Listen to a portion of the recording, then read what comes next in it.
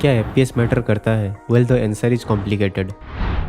हमें अभी total 6 options मिलते हैं और इनमें आप जितना ज़्यादा एफपीएस सेट करोगे उतना ज़्यादा सीपीयू एंड जीपीयू यूजेज बढ़ेगा, जिसके वजह से पावर कंजप्शन एंड टेम्परेचर भी बढ़ने लगेंगे। और आपके डिवाइस में जो प्रोसेसर है उसी के हिसाब से ही आपको सेटिंग्स मिलेंगे सेट करने के लिए। बेसिकली 2 फैक्टर्स होते हैं फ्रेम को रेंडर करने के लिए। पहला होता है डिस्प्ले रिफ्रेश रेट, जो कि हर्ट्ज में डिनोट किया जाता है, और दूसरा है एफपीएस कॉन्फ़िगरेशन। ये दोनों यूनिट सेम नहीं है, यानी 60 हर्ट्ज 60 एफपीएस या फिर 90 हर्ट्ज 90 एफपीएस दोनों सेम होने के बावजूद भी दोनों सेम टाइमलाइन पे नहीं रहते। देखो, जो जीपीयू होता है वो फ्रेम को कभी कभी जल्दी प्रोसेस कर लेता है और कभी कभी थोड़ा लेट प्रोसेस करता है, जिसके वजह से हमें जिटर महसूस होता है। अभी हमारे पास 2 विजुअल्स हैं, जिसमें पहला 30 एफपीएस है और दूसरा 60 एफपीएस, और दोनों में नंबर 1 से 60 तक इंक्रीजिंग एनिमेशन है। अभी एक बार वीडियो की प्लेबैक स्पीड को 0.25 पे सेट कर दो।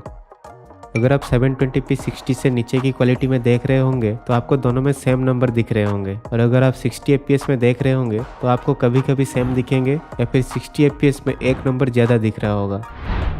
30 fps में second, fourth, sixth, 8 and so on वाले फ्रेम रेंडर नहीं होते हैं जब हम उसे 60 fps से कंपेयर करते हैं। देखो, 1 second equal to 1000 milliseconds होता है, और उसके हिसाब से 30 fps में 1 फ्रेम ड्यूरेशन 33.3 मिली सेकेंड्स होता है, एंड सिमिलरली 60 fps में 16.6 मिली सेकेंड्स होता है। यानी 30 fps में एक फ्रेम के बाद 16.6 मिली सेकेंड के अंदर जो भी फ्रेम होंगे वो रेंडर नहीं होंगे, पर टाइमलाइन सेम ही रहेंगे।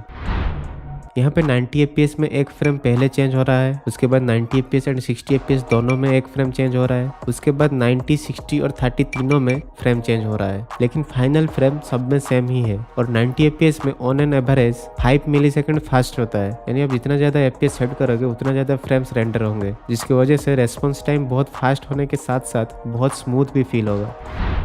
और एक चीज़, आपका जितना भी एफपीएस सेट रहेगा उसी के हिसाब से on an average 1 frame duration कम होता रहेगा, जिससे आप स्पॉटिंग भी बहुत जल्दी कर पाओगे। यानी अगर कोई पीक ले रहा होगा या फिर कोई भी कवर से आएगा तो जितना ज़्यादा एफपीएस रहेगा उतना जल्दी स्पॉट हो जाएगा, लेकिन डिफरेंस बहुत कम है, यानी सिर्फ कुछ मिली सेकेंड्स ही होते हैं। बट ऐसे कॉम्पिटिटिव गेम्स के लिए कुछ मिली सेकेंड्स भी बहुत मायने रखते हैं। अब रिकॉइल टेस्ट करते हैं।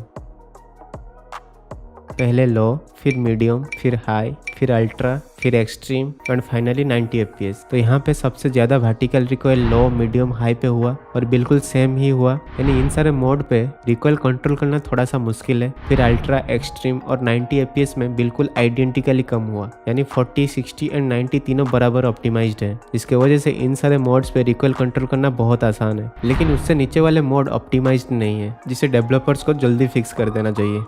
मैंने रेट ऑफ फायर को भी टेस्ट किया और सबके अंदर सेम टाइम पे ही 0 बुलेट साइन आए और सिर्फ 1 या फिर 2 फ्रेम्स का ही डिफरेंस था, यानी डेवलपर्स ने इसे फिक्स कर दिया है।